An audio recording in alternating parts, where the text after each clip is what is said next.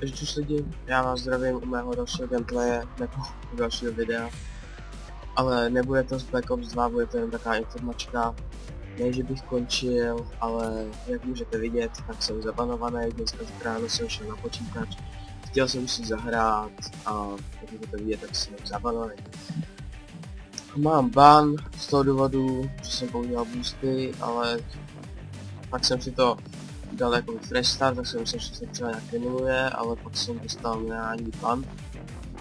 Ale nikdo jsem se dočet, že to je od asi 5 kluků, proti kterým jsem hrál poslední Legion match a oni mi dali report za hacking nebo něco takového, za offensive Legion, no prostě jsem mluvil prostě asi.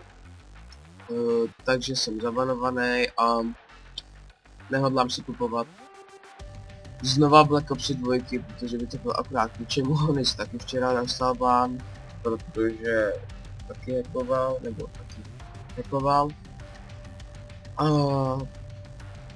já nemůžu třeba jen ukázat tak nastavení, jak tady nahrávám, nebo jsem nahrával. Teď budete možná, nebo ne, že byste se teď nemuseli, jako, že budu končit, jo, to ne. Jsem přece naštvaný, bude mi to trvat tak týden, než si to nějak to, ale určitě budou další videa z MP2, možná nějaký Counter-Strike, 1.6 Global Offensive, když to je od Boko, což hodně píčím si to. Takže jo, tohle byl taková informačka, že vlastně z Black Ops 2 možná budete očekávat video, protože kámoš mi to možná půjčí, ale jsem docela naštvaný, protože jsem si koupil vlastně ty 3 kamufláže a den předtím než mě zabanoval. Jo, takže já to dám na YouTube rychle a zatím to už.